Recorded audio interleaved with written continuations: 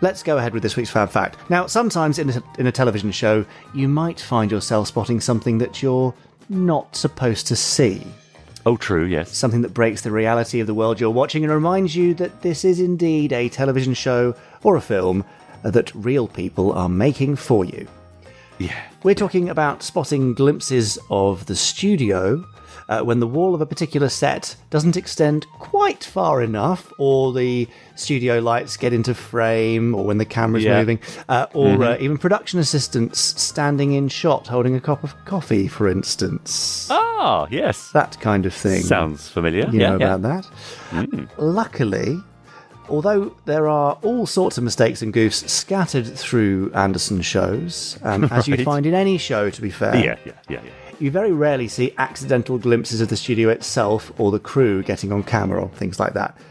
Obviously, excluding scenes in UFO that were set in the Harlington Straker film studio, where that sort of thing actually might happen and was filmed on purpose. Anyway, excluding that, you might occasionally see the reflection of the camera crew in a window of Ed Straker or Harry Rule's car as he opens the door, for instance, but not much more than that. Okay. There is a Space Precinct episode, I believe, Richard, where someone gets in shot. Who's that? Yes, lovely Christine Glanville. I always think is quite appropriate, actually. She was a very long-serving member of the Anderson team. I think it's double duty. I think it's the very first episode. I think you're right. Yeah, it's only right that she's in there somewhere. Yeah. However, in the case of one of the more famous Anderson shows, you do get to see... Are there more famous Anderson shows than Space Precinct? Yes, there are maybe just a couple. Well...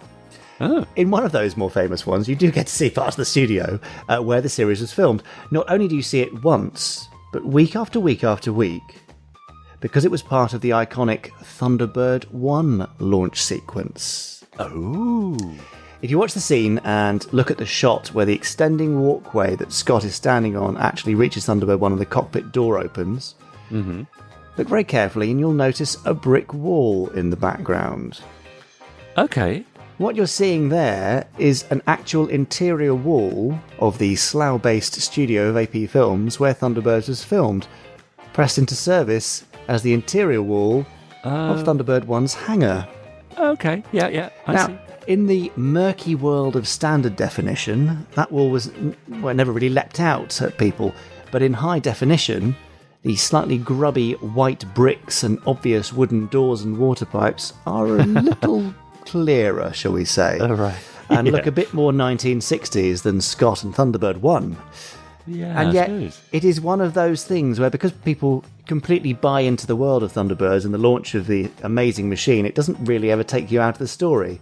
And, well, since you never really get a good look at the wall on the model set, maybe that's exactly how Brains designed it to look. Maybe it was completely on purpose. Yeah, exactly. We should mention that you do finally see that wall on the model set of the Thunderbird One hangar in Thunderbirds Are Go, the 1966 movie, and it doesn't look anything like a 1960s factory in Slough. But interestingly, there is also no shot of the puppet Scott about to enter Thunderbird One in the film either. So the wall had appeared in so many episodes of the television show, never made it onto the big screen. Probably for the best, though. Oh, yeah. Oh, okay. Yeah, interesting. There you go. I mean, that wasn't accidental, though, was it? I suppose, no, it wasn't. So they obviously just thought, well, that'll do. It was an on-purpose accident, wasn't it? Yeah, that's right. Yeah, this should look okay. I mean, any other instances that you can think of in your Space Precinct days of things being shown that weren't supposed to be? Bringing it a bit more up to date. Now, I don't know if you know this, Jamie, but I had a spot of work a couple of weeks ago. I heard. Yes, I got some work. Congratulations. In these strange times. I did an episode of something called Miss Scarlet and the Duke, which is coming out next year. And we were talking about this because I don't know if you remember recently there was an episode of Game of Thrones where there was a Starbucks cup accidentally left in shots and it sort of went viral. By Cersei Lannister. Yeah. And I was talking to the cast of this thing I was doing a couple of weeks ago, saying, now, the thing is, we're all going to be seeing, if we look out for them, there are going to be masks, aren't there? All these masks that people are wearing when they're rehearsing scenes, and then they have to discard for the actual shoot, when they call action. They're bound to pop up somewhere. So I think any drama that's being shot at the moment, when it's screened next year, keep your eye on the shelves, cupboards, anywhere in the background. Yeah. You're bound to see someone's mask, I reckon. Because these things do get through, don't they? They do, especially small things. I mean, maybe you'll see some discarded lateral flow tests or nasal swabs or something. Exactly, yes, that's right.